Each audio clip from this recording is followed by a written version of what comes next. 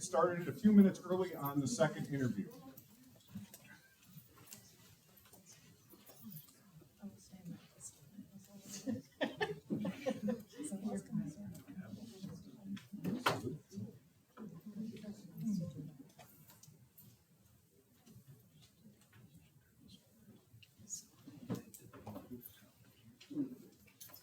Dance break?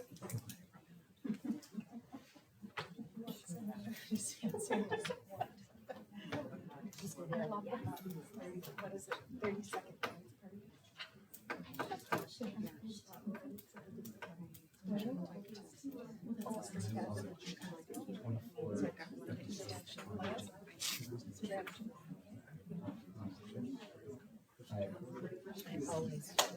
So do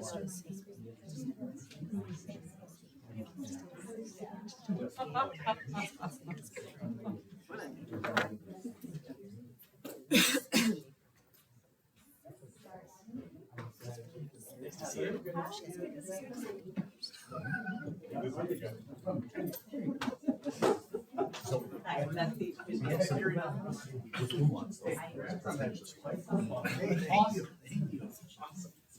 Want me to come this way as Sure. well?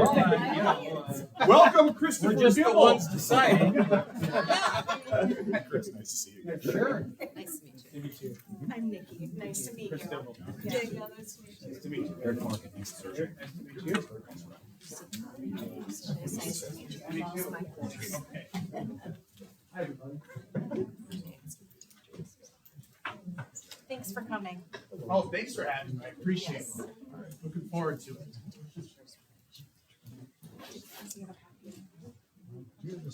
Yes. Oh, he does. You have a copy of the question? I do. Good. Wonderful. All right. All right. I like to rate if you want me to. I can go. Christopher, if you'd like to introduce yourself to everyone, a little bit of your background, then we'll get started on some interview questions. And Darcy here will be starting the questions this evening. Sure. So I am Chris Dibble. I have been a principal in the Albert Lee School District for 7 years. I was a dean in Albert Lee for 2 years before that. 15 years prior to that, I was a band director in Faribault, Minnesota. I had 2 years as technology integration specialist where we did the iPad rollout, one-to-one iPad rollout. As well, when I made this kind of the shift from the classroom to the admin, I took over that. And then for my first 4 years of teaching, I was in Alden, Congress, which is just back. So if you look at my geographic, I'm a lacrosse, University of Wisconsin lacrosse grad, graduated from high school in West Salem. So up until 2007, I think was when you guys left the Cooley Conference, right? So it was, we were in the same conference. I can remember these buildings. I did some of my student teaching under Tim Hankey at the middle school. Does that anyone remember? Yeah. So, fantastic drummer, even better singer, right? And so if you take my path, I went from here to Alden to Faribault, back to Albert Lee, and now we are working to bring our family back this way. I came over, my son is at UW lacrosse right now, is a statistics major. He's going to get that 5-year master's from lacrosse. My other son is now in Stevens Point. And so we are just looking for this last section of our lives and where we want to be. And of all the jobs, there's a few jobs open in South Central Minnesota. There's a lot of these positions. I have not been widely applying. I'm looking for spots that I want to live and I want to be a part of. And actually, I was telling Jacob last year at MESSP how, I was disappointed with the timing of the last one because my kid was going to be a junior in Owatonna. That's where we live. And I was like, I can't move him at this point. And so I passed on it. I actually called MSAB, MSBA right before, the day after the deadline. So if you need more people, because I changed my mind. I said, no, you missed it, you're set. So when this one popped up, and Dave Krenz happens to be my interim superintendent right now, it was just, I talked to him a little bit, called my old college buddy Jeff, and said, how's it going? What's it look like? And I jumped at it. The app got in late because I was in Costa Rica for a week for our spring break. The very first time ever that my sons and my spring break aligned was this year. The two University of Wisconsin schools in Albert Lee all had the same spring break, so we took advantage of it. So this brings me to this point. I've gone through the administrative training, got the soup license from the recommendation of Dr. Funk, who's now in Stillwater, and he said, you need to do this. He goes, even if you don't want to, this is a skill set you have. And he built me up as a middle school principal, moved me to the high school to develop that more. And what I've learned from many people is that, yes, your skill set's what you need. You can run a district as opposed to just the one school. The one school I do run is 1,160 kids, which is a good sized high school. I do a lot of work with the elementary and middle school administrators as well. So I think I'm well versed to be able to take this next step. Wonderful, thank you. But your favorite football team would be? Oh, it's troublesome. I grew up on the other side of the river. We won't let you answer. We're fine. We can't judge you on that anyway. Okay. It's green, right? Green is good. All right, how do you plan to support and enhance academic achievement across all grade levels?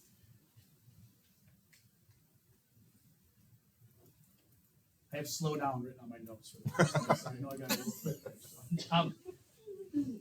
Planning and supporting academic achievement is making sure that your staff have what they need to do their jobs. Professionals, when put in situations to succeed, do a great job. What do those tools look like? Well, that's what we need to figure out as a team. I know that you guys are doing real well with your letters training. I read the letters report. It looks like you're doing well. I'm familiar with, we are also in elderly doing letters. We also use FastBridge as our screener. And so I'm very familiar with what you're doing to make sure the students are learning. We are I don't know how many of you are familiar with HRS, or High Reliability Schools. It's a Bob Marzano initiative where you start with level 1 and move up through level 5. We are a level certified 1 and 2 school, which means we use the national or the art and science of teaching to give our staff excellent strategies and sources to be excellent educators. And that's tracked by data, consistent data, quick data, to make sure that what we're doing in the classroom works. And I know from the strategic plan that I was reading, I see that you're moving forward. I think we're starting year 3 is where you're at. We've been working for 2 years. And so with our strategic plan from Teamworks, we just started. But in order to enhance those academic achievements, it's constantly looking at what you're putting in and then grabbing the data to see what you get out and to see what continuous improvements you can make. Wonderful, thanks. Yep. How would you address bullying and ensure a safe and inclusive school environment for everyone?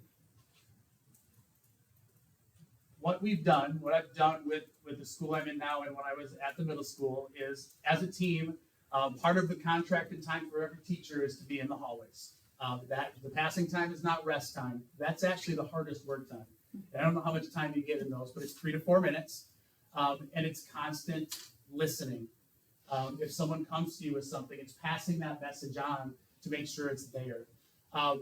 Another thing we've started, we just had a celebration today. It was fantastic. Was an aggressive PBIS, positive behavior intervention strategy model, where we celebrate success. We celebrate kids that do the right thing, and that starts to overtake that negative behavior. The other thing we're doing is getting rid of the phones. The phones are the problem most of the time with our students. It's because you can never get away from it. It's so easy to sit behind a keyboard and blast at people, and they're instantly getting it. Remember when we were in school, I don't know how many, I'm pretty old, but when I was in school, if I got picked on every day, I went home to my family, I was good, I didn't hear anything until the next day when I got back and I found my clique, I found my groups. It's just too constant now. I don't know if any of you are familiar with The Anxious Generation by Jonathan Haidt, a book that's been widely read now. We have gone to the cell phone, not the locking pouches, not those, but we've gone to the pockets on the walls in our entire 8th grade class, and we're expanding it school-wide next year to help confront this as well. Now, in the issue where you're bullying, we do our best to, first of all, bring those students together. Whether it's an elementary student, a middle school student, or a high school student, usually it's because someone else set somebody off on something else. So you try to get back to what's actually happening. And most of the time they get in there, it's like, what are you fighting about? What's your beef? I don't know. It's just been continuing. And well, my friend's telling me this. They want to see the show, man. Don't give them the show. Let's work on this. You guys can be friends. You don't have to be besties. You have to go to the movies on weekends, but we got to exist together in this environment. And so I would say addressing it quickly and addressing it in a positive way is the best way forward. Thank you. Yep. With the knowledge of budget concerns that our district is facing, tell me your experience in dealing with similar situations and how you would handle these upcoming challenges. Yes, this is everywhere. I know that in the Big Nine conference that I'm in, I think Austin is the only one not cutting. Everyone else is between that 1.9 and $2.5 million cut range. You really just have to look at the overall picture. And I just found out yesterday that my supply budget for high school is going from 163 to 125 next year. And something happened recently that I know is going to drive the prices of our wood and our welding materials up, but I can't quite place it. But I think we're going to have an issue finding out how to make this work. So we have to look at what's giving us the biggest bang for our buck. We have we have put a lot of effort into our career and technical education programs in Albert Lea. That's building our computer science out of the middle school, pushing it all the way up, our STEM programming in the elementary, making sure that we go all the way through. So you're finding out which of those dollars give you the best bang for your buck, and then making sure that those programs are there. As a superintendent, that's always going to come back to me.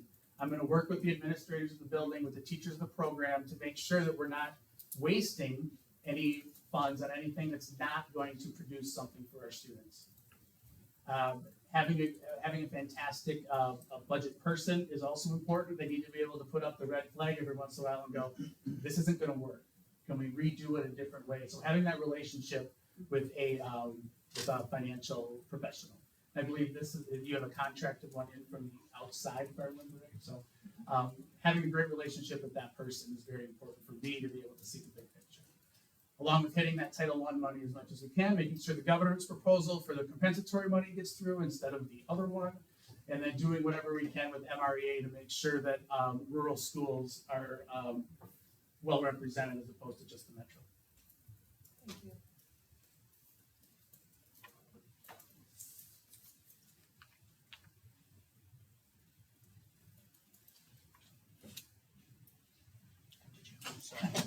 Question number 4. Yeah, gotcha.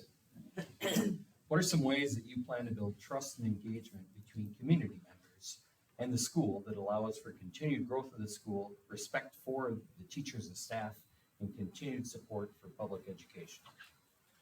I have 3 tenets that I go to.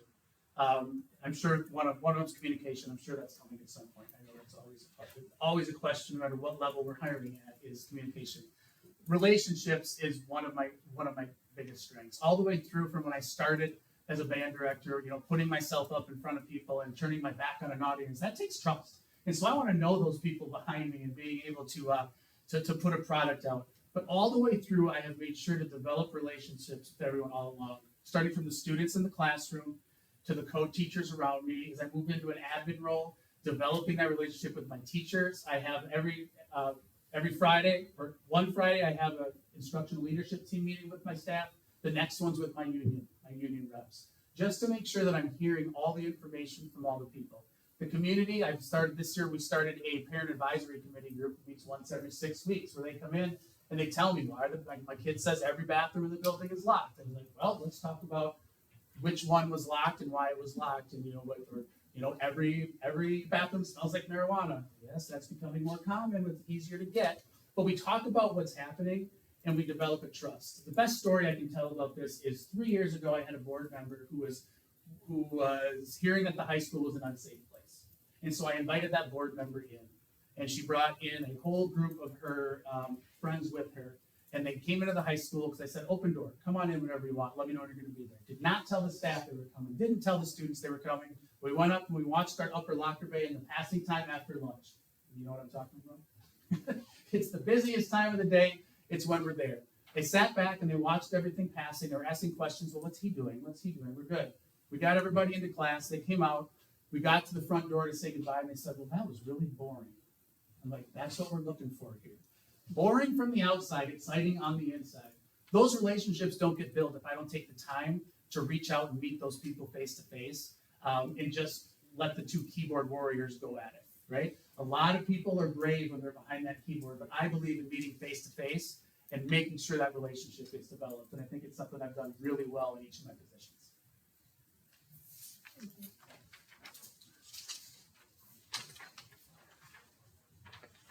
Tell us about academic success and how you define it and how you achieve it.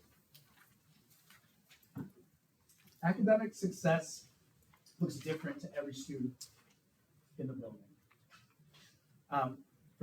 For a person to be academically successful, they have to be doing the best they can with what we can give them. And so how I define it is that kid who wants to go to college going to make it to college?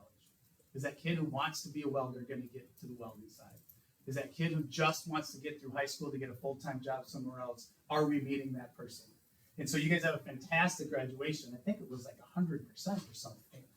That's an incredible number. And I think that the college number was like a 60% or something. I like the longitudinal data that takes a look at, are we putting our students in a position to be successful 3-4 years after high school or after they get out of college? And so for academic success, I like to look at that in a little longer way. Daily, it's making sure that we're using our multi-tiered system of supports to catch students who may be falling behind. With the new Minnesota MTSS model that all districts are getting into now, I've gone through that training this year as a high school member, but I've been able to watch all 5 of those components come together into the comprehensive needs assessment and all that fun stuff that the Minnesota Department of Education wants us to do. In order to define that academic success, we're looking at the data we receive from that process. I'm a big data guy. Marzano is based on data, the whole Marzano process. Even if I were to come here and we decide not to do Marzano because it's not our thing, the skills I've picked up in the 7 years I've worked with Val Marzano is using data to find out what's successful, making sure that when we have our classrooms, that 80% of our students are meeting proficiency, or we don't move past that tier 1 instruction. We got to go back and reteach to make sure that our students have it. And then once we get to 80%, then we kick into that tier 2 and see how we can help those students to be successful. Success is working through the program and making sure you meet the proficiency scales that we put forward. I'm going to share one exciting thing here. I got an email from the Marzano people today.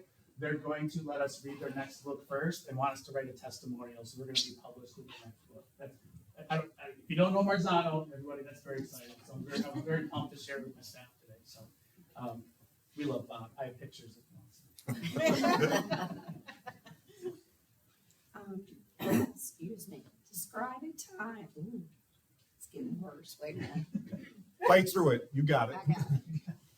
Describe a time you had to make a difficult decision that impacted the entire school district. What factors did you consider? How did you communicate the decision, and what were the outcomes? If you Google me, you'll find it. We had an incident 3 years ago where we had 3 students in a class that were deceased in the 2 or 3 years before graduation. And what they wanted me to do was give them diplomas. And I was explaining to the 2 students with me that the state of Minnesota requires students to meet this. And because they're deceased, I can't get them that. And they took that as I hate dead kids. And that's what ran on the front page KAAL and the front page of our newspaper. And I was told by the superintendent at the time to just, go into shutdown mode and don't talk to anyone. That was the hardest for me, because what the students had spread from the meeting we had was not what we said. And so I did break the rule a little bit, and I called one of the parents of one of the students who had passed away, and I said, "Hey, I just want you to know that I'm not trying to disrespect Bailey here. It's just that what they're wanting me to do and what we want to do. We came up with a plan. We left the 3 chairs at the front open. We put flowers on them. We had balloons on them. We personally delivered those flowers and the balloons to the families following the commencement." So that impacted the entire district, because whenever anything happens publicly to a building, you get the Albert Lee stinks. You get that whole thing. We're going through it right now with a Facebook post that's going on in one of our elementary schools. And I've worked with that principal to say, you just got to be strong. Did you do the right thing for kids? Yeah, I'm following the procedures we have in place. So that impacted the district. I considered as many factors as I could in that. Number 1 being a policy reader. We have to follow policy above anything else. We can't say, well, this policy isn't fair. I think we're just going to skip the policy. Can't do that. That's what gets us off the rails a little bit. In the communication, Eventually, the superintendent didn't let me write a response to the paper. We did call all the parents of the people involved.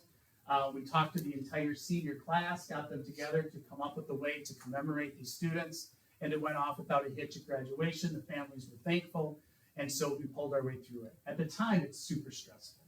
You never want to be that person. And right, it's the emails from people you don't know that hurt the most. It's just saying, you get and our principal at the elementary got to today. I would just want to take time out of my day to let you know how terrible of a person you are. Those hurt. Because what we're trying to do is protect our kids. We're trying to make sure our kids have a good experience. And we did work through it, and you learn from it. And now we have a policy in place for what we do if a member of a class is not able to walk due to a death in the family. So we develop procedures based on what we do, and we learn from what happened. So I think that's probably my best one. And if you Google my name, that's the one you'll find. Thank you. Thank you. All right, number 7. Suppose test scores are flat, the budget is tight, and staff energy is low. It's your job to set a vision that inspires action and hope.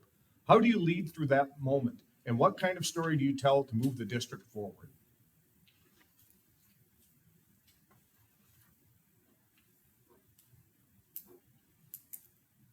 Well, that sounds like January and February. The sun will come up again, trust me. We look, what I do with my team is we look for the positive spots that are there. This PBIS that I was talking about earlier, first of all, we don't call it PBIS because that was a naughty word from a few years ago because someone tried something that didn't work. So now anytime you hear those code words like PBIS, people shut down. So it's called Tiger Pride. So we changed the name, but it's the same thing. In fact, in the meetings, we call it PBIS, but we call it Tiger Pride out in front. And it just kind of gives everybody a lift. When the students come back from winter break this year, we had the staff lining the halls cheering. That helps get the energy up of not just the students, but the staff as well. And that doesn't cost a thing for those teachers to walk out in the hall and welcome people back and generate that energy. And that starts with me. I can't sit in an office and tell people to be happier. I'm out there. I'm in the hallways as well, cheering on our students. One of the, some of the great superintendents I work for, I see them in the building. Some of the ones that I struggled with a little bit were district office folk who never left, but liked to say what to do from there. That doesn't work. This is actually the first time I've had dress shoes on in a long time. I wear tennis shoes to work because I put on 10 to 12,000 steps a day as a high school principal because I'm out and about and doing my thing. Even if I sit in the classroom doing an observation, I make sure that I'm putting on those 2,000 or 3,000 steps over lunch. And so being an active participant in generating energy doesn't cost anything, but it does bring up that energy level.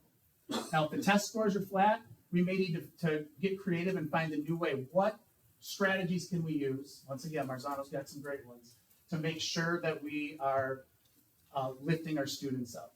One of my favorite is element 24, which is voting with your feet, movement, using physical movement in the classroom, getting kids up, getting them moving. It generates energy for the teachers, for the kids, for everyone involved. And there's strategies out there like that we can make sure we use to just give it that little jolt that we need. And once again, almost no cost.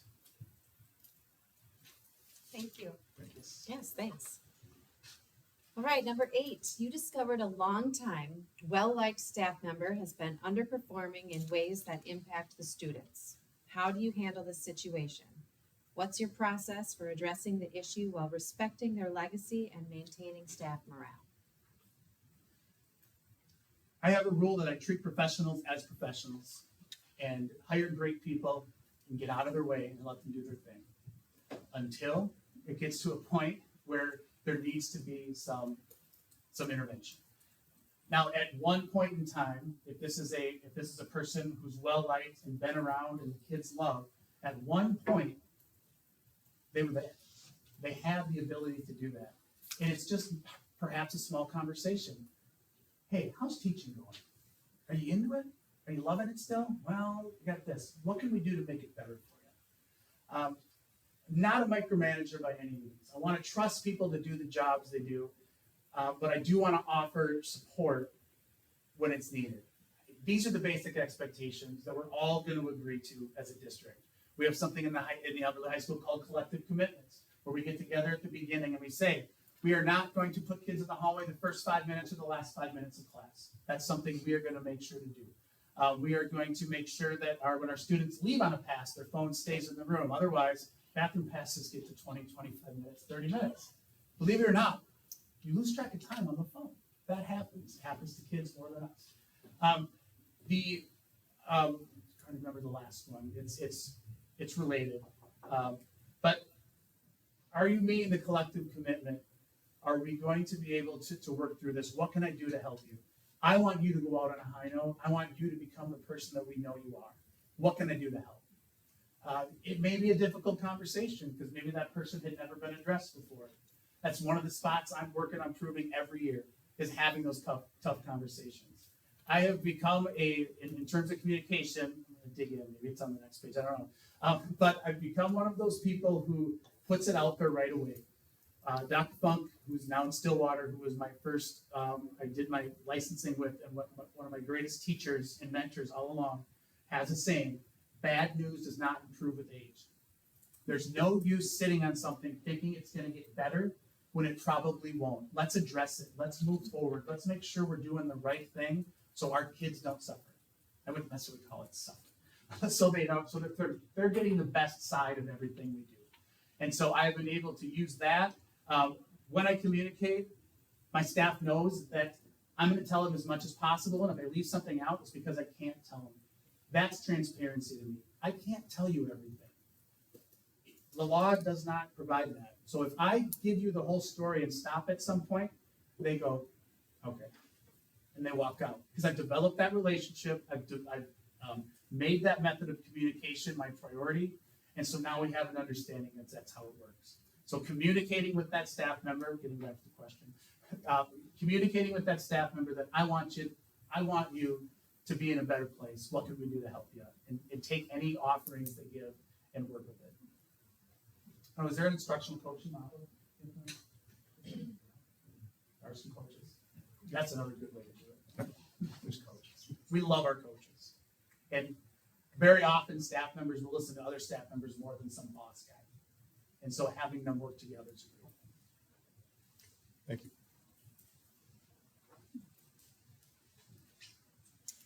Tell us about a time you improved the special ed services and programming and how you did that. We are in the middle of one right now. We used to have these 4-credit classes called Skills for Academic Success, which were study halls. And there was no curriculum for it. There's no basis. It's pass fail. It's like, well, what are we doing? And we used to just flood special ed students with a special ed label into these classes because it's tough to do. You know, it's tough to find a spot for them. The electives don't work. We have eliminated all but the ones for our level 2 and 3 ASD and DCP classes. Everyone is now in a co-taught English class or a co-taught, we've gone to co-taught English and co-taught science in special education because those are the ones that require, it's usually the reading skills that get us in a little bit of trouble. But we've taken them out of those academic skills classes and made sure that they're actually getting instruction and push that forward. And not only has it helped our students progress at a faster rate, it's saved a ton of resources because those special ed resources are hard to come by. And it's one of those unfunded mandates that we have to follow. So anything we can do to get students in those, what people like to call mainstream classes, really helps the dollar. And you see those kids flourish so much more when they're not put in a classroom that has a label attached to it. So right now, I would call that one of our biggest successes. And once again, it's by being creative and looking for different ways to do things. Why are these kids in all these classes? Because we've always done that. Not the best way to run education right now because it's the way we've always done. We've got to look at some different changes. We got to be willing to take the risk and try something. Plan, do, study, act. Put a plan together, do it. How did it work? Not good. Okay, let's retry it. Let's add this and try it again. It could be a few years in the process, but every time you take a step in the right direction, you're improving the outcomes for students. And that's what my third tenet is. always a student focus. What are we doing to help our students experience? Thank you. You're welcome. La Crescent Hoka has made significant investments in its facilities in recent years. Resources are always limited. How do you evaluate facility needs, both urgent and long-term, while balancing a restricted budget? Can you walk us through your decision-making process and how you prioritize projects?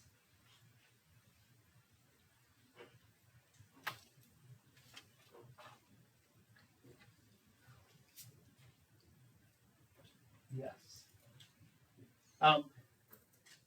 First of all, fantastic facilities. I was looking around today. I saw a lot of Mr. Kopp on YouTube on the way up today. Just an excellent way to communicate, by the way. A great YouTube presence for the district with WSW, WKBT, and just the collection they have of all your presence. So you get some great footage from them. We also built in Elberly a new facility. We put in a new football field, track, softball field not too long ago. And it's one of our watched areas because when you pass a big bond like that, the community really has an interest in what you did. You know, there's two things that the schools have their hands in that parents really care about: their money and their kids. And so we always have to have answers for these. And so for me, it's watching working with the team to find out what needs attention and when it needs attention. Those long range spending plans, I know we're working through ours right now. We just had a financial manager shift in Albert Lee. So we went from a person who'd been there forever to a brand new guy. And he's switching it a little bit, but he's made great plans with spreadsheets, and we go out 20 years now. And the numbers are there to go, okay, well, we know we're going to need new blinds and new carpet in 15 years. So that's on there. However, when someone comes in and says, okay, we got this need, we need to divide this classroom and do that, he's able to take those numbers and shift them. So I think in my decision-making process, it's what is the most important. If I get the leadership team together and we all get together and say, okay, guys, what do you got? What do we need? And we start listing out projects. We have to take a look at, well, where's the next group of kids coming? We might need this now because we got a boom of babies coming in 2 years into that kindergarten class. So we have to look at this now. But we know this field's going to need attention on this year. So where can we do that? Being able to set a long-range plan, but then always be able to tweak it if any kind of emergencies come up. In terms of balancing that restricted budget, you know what it's going to be. You have a general idea of how much money is going to come in. It's just going to be where can we allot that money, once again, to best serve the needs of the students coming in.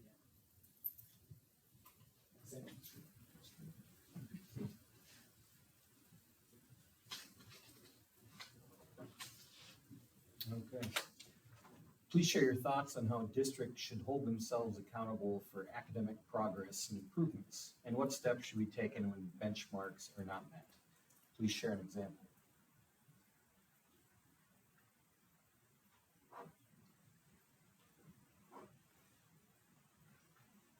So it goes back a little bit to tracking that data as much as possible. I did not find how often you work with professional learning communities or collaborative teams, but that's where our data work gets done. So to share an example, level 2 is effective teaching in every classroom. Level 3 is a standards-based, not necessarily grading, but standards-based instruction. And so by building our proficiency scales, we're able to pull data real quick on whether the students are achieving or not.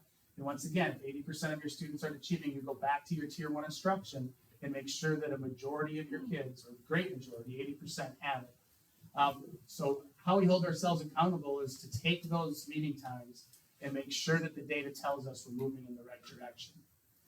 If we're not making that progress, we jump right into the MTSS model and figure out what we need to do to make sure that we are meeting the needs of those students. That involves, talking to staff, talking to themselves, doing the outreach to the families to see if there's anything we can do to the families to help our students at home. Is there anything we can do before and after school in our summer programming with some of our title programs? Is there anything we can do to shift money or shift resources, shift people to make sure that we're building up the spots that we know we're missing?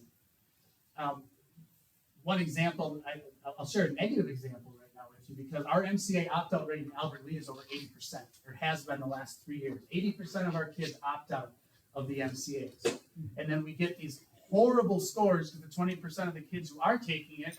I had a kid finish in 37 seconds last year. Because I was running the room and I was able to watch that computer, and I was running the room and he was like, ah. I was like, dude, I opened up his test. It was 37 seconds that it took him to do it. That's not good data. I'm guessing he didn't do well on that test. I was right, by the way. He did not meet efficiency. If he would have, then we maybe look at a different model, right? But and so we need to make sure that what we're reading is accurate as well. That's where I like the FAST scores a little bit better. It's more, it's done 3 times a year as opposed to the 1 time a year. And instead of doing an autopsy at the end, we're doing formative assessments all the way through so we can see where our needs need to be met. So I would say with we've just expanded at our high school level. We've been reading elementary and middle school data for a long time in our district-wide data teams and finding out where the trouble spots are. 2 years ago, we started 8th grade. This year, we did 8th and 9th. Next year, we're expanding to 8th, 9th, and 10th with our FAST testing.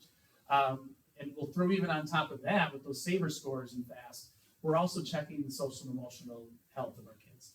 What do our kids need to be stronger in that social emotional range? How much love do they need, and what can we do to give it to them? And so we're really using data to track all of this, and then stepping in when we see that data gives us a place to really focus on.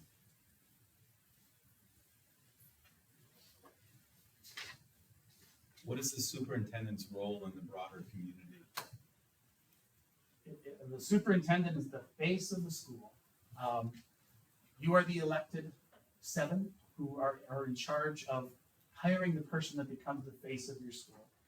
When I was reading through your it's Rose West Workforce, but it's not anymore. What is it now? It's the hold on, I don't know that acronym yet. But the new one. Oh, I lost it. I saw the list of organizations that exist in La Crescent, and your Rotaries, your Lions. If I was to be put in this position, you would see me in June and July attending as many of those meetings as possible to meet the community, to see people, to run out and head to the parades, watch that marching band be out there, and just being available. That's what I think this job is letting these people do the work in the buildings while I build that connection with the communities, with the community members. I'm always available. I've done that since I was, band is not a stay in the room type situation. It's getting out in the community. It is putting on those parades. It's putting on the concerts and then talking to people afterwards. I've done that every step of the way as well. Becoming a middle school principal, middle schoolers are fun kids. Aren't they great? And so, being available for those parents, because middle school parenting is a tough job. We always ask the kids, what year do you want to go back to? They never say 6, 7, 8, right? Talk to parents. What do you want to go back to? You want to be a parent of a middle schooler? No, we lived through that. We want to be done with that now. And so, getting to know those parents and saying, guess what? We've been there too. And they're going to get better, I promise. It gets better. I have an 8-12 high school, so I get a mix of that fun. We still have our 8th graders. So, but my role is to be the face of the school and to make sure that I'm listening to what the community wants to see from the district. That the part of level 1 certification for HRS, I go back to that a lot because I learned so much from the process, is taking what they call quick data on your lagging indicators. What do we want the community? There's a good family, desired daily experience in the strategic plan. This is what they want. We need to check back with that as much as possible to make sure that we're meeting the needs of what they're telling us they want. I don't know how well surveys get responded here. If I get 15 to 20%, I'm usually doing well. However, there's better ways to meet people now. That darn Snapchat, TikTok, if it gets bought by tomorrow, the YouTube videos, I have a podcast I'm running, everything I can do to get out into the community and let them know we want to know what you want us to be.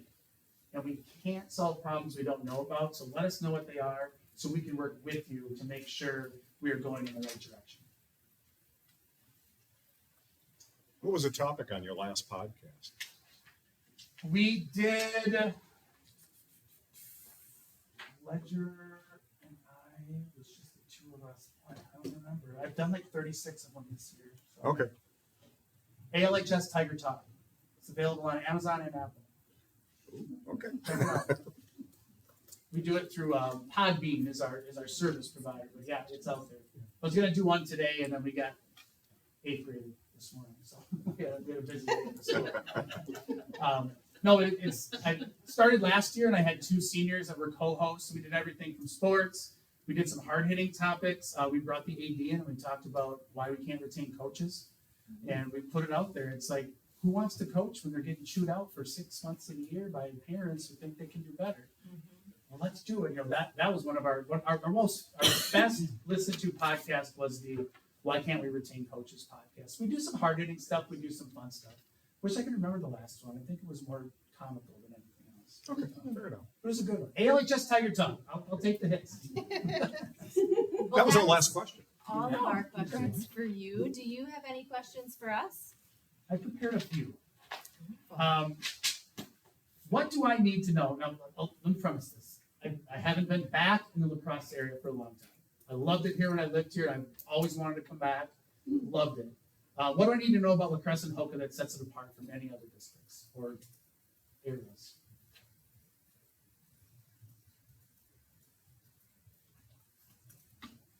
Apple capital, Minnesota. In West Salem, I marched many Apple Fest parades. Are there hills on that one too? I remember. Yeah. I think we have a close-knit community that has grown in getting creative to increase more family events. So we have like live music nights. We have great restaurants that are trying to accommodate families as well. Lots of stuff going on at the library. We have our, help me with this one, Beth. The theater. We have our The daughter theater dance group. tomorrow. Oh, Appleseed Yes, Community thank Theater. you. I didn't want to say that wrong. And then of course our sporting events and summer activities with It was really Apple exciting to Fest. see games going out here. Yeah, We haven't really started yet because our grass is still, sloshy. yeah. Yeah. We have a very giving community. We're constantly holding a fundraiser for one thing or another, and the turnouts are always wonderful. It's a very safe community. Our hockey, a school our size almost can't ever support hockey. They almost always have to co-op. Right. We're able to do it. We have people coming over here for our sports. Soccer is, everyone comes over here from La Crosse. Why? Because we have a very great program that is reasonable. It's people like being here. It's a beautiful area. We have hills. You know, it's so flat. We have hills. And it's a beautiful place to live with great people. And I love living here. And girls football. Yeah, I know. Hey, I girls remember football, that. yeah. That was a really cool story. Now, does that happen already, or is the state tournament in July? It's in June. It just, June. first practice was last night. Okay, so it's coming up. Is it beyond 14 or still before? 51. 15, Yeah. 4 to 51 in a couple of Yeah, years. 1 year. Yeah. That's awesome. Testament to our girls. That is awesome. There's a lot of development in town. I'd say in the last 20 years, there's been more development than in the last 100, in my opinion. We've got a new pool. It's getting a little age on it now, but when we first moved to town, the pool was a little sketch. Okay. Good. We've got assisted living, beautiful assisted living that was built. It's pretty new. Our downtown is getting redone here next summer. That bridge, which a lot of people complain about, but it looks cool. And a business owner told me that he had more walk-up traffic than he's ever had last summer. With people, pushing strollers and bicyclists and whatnot. And, we managed to finally, I consider it a brand new elementary school, but it is a remodel technically. Yeah, of course. But, yeah, I mean, there's a lot of energy and there's a lot going on in town.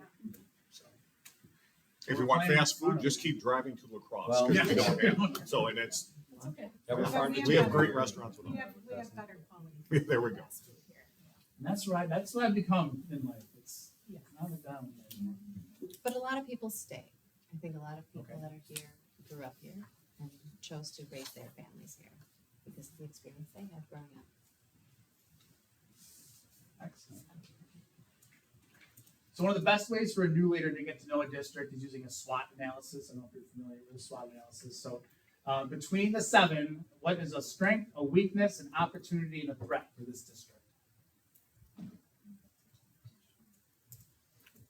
Well, I'll start with strength. It's our people that we have here, our teachers and our people. Again, we have, it's a very incredibly safe town where if something does happen to somebody or family, everyone comes around. So our strength is our people, our teachers, just the community as a whole. You took the easy one. That's why I talk first, Don't yes. quit. That's the best way to I'll do it. skip to opportunity. Okay. And anybody else can chime in and add to it. I would say, I feel as a board member, when I come to the meetings every year and we do the strategic planning, whatever it is, we're always wanting innovative ways to increase enrollment. So for me, opportunity would be neat to see some innovative ideas come and how would we draw people in or make people have families? That's a tough one right now. Right? Kind of threat. Yeah, that's what I was thinking. We're starting to get the COVID boom a little bit. I mean, It's it's coming a back little a bit. little I'll go to the difficult one with the threat. We're in a unique spot where there is an option for 8 different schools within our region here, and I might even be rounding down. With, Sure. well, homeschool, you have Luther, you have Cotter, which Cotter is up a little bit, but you have open enrollment to the other schools. You have Luther, you have Aquinas. So we have to put out a good product here because Yeah. we have competition. Some of these other rural districts are far enough away where they don't have that. We have it here. We're close enough to the metro area. We have more open enroll. We have a lot of kids come up from Brownsville. That's actually Caledonia. It's just, it's handy for parents, but we need to sell our district that we are offering a fantastic product here Yeah. because we have Are competition. you on the Not- plus or minus side of open enrollment? Last I heard plus. For plus? We're plus. Nice work. Not just for family and student enrollment, but for staff as well. There's Okay. a lot of other places for them to go. So. Yep. Mhm. I'd say that kind of falls under our weakness as well, or maybe our marketing, I guess, could be a little more abundant. Well, and I would say as a weakness, keeping staff, retaining staff, Retainment, because okay. we are competing with Holman, West Salem, Aquinas for staff. And, when we do contracts with staff, we compare ourselves with other Minnesota districts similar size. But our competition's across the river. It's not St. Charles, in my opinion. Okay. I mean, Right. if we're being real. Yeah. So, and we're in a weird place. Yeah, So that's why we're in the Cooley Conference until 2007. 2-7, kind of So- divided. I'm very happy where I am now. This is what we tell we get a lot of people from Iowa, in Albert Lea, we get a lot of people from Iowa and Wisconsin who are looking at our schools and they say, well, why should we come to Minnesota? It's like retirement, baby. It's so much. Minnesota has a great teacher retirement program. And so those are the kind of things that we try to sell when we hire and recruit is that, we do have a good salary base and everything, but being a state that's pretty still strong in the unions, we get quite a few. It's hard sometimes for the 22-year-olds to think to 65, but we try to tell them this is important. This is, that's part of the high school curriculum should be too. We should be teaching retirement. We have a local virtual academy that has. Oh, been yes, an MBA. So one more. As a new leader, what would success look like after year 1?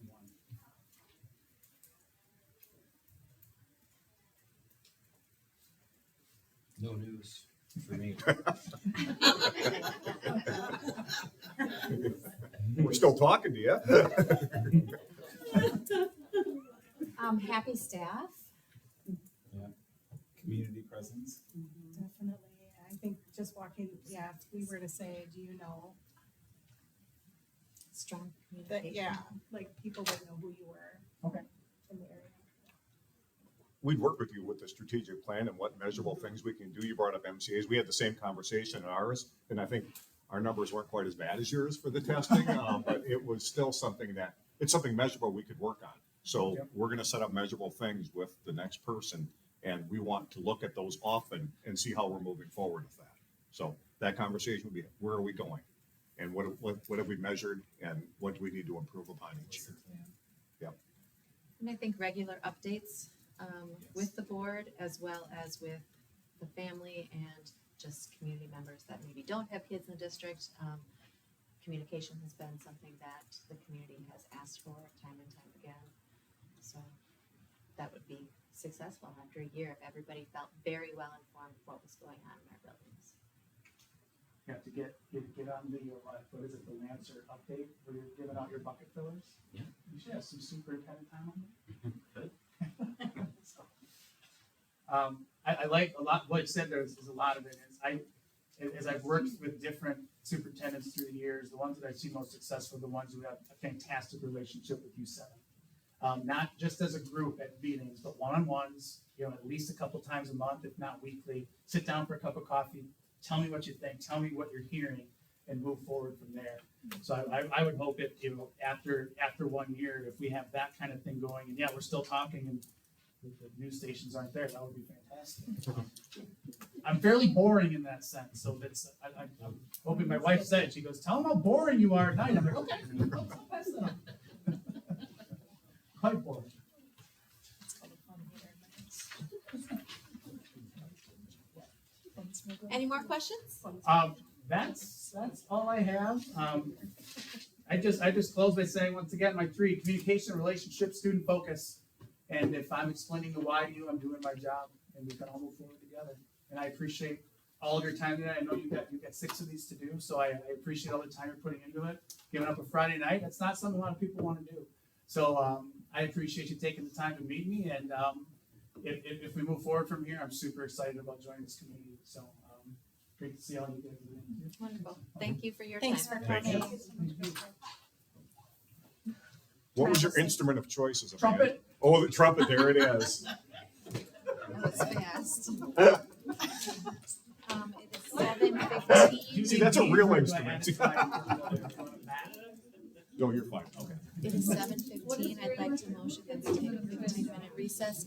A motion's been made for a 15-minute recess and seconded by Still, actually. Can you? Nikki. Saxophone player. 15-minute recess.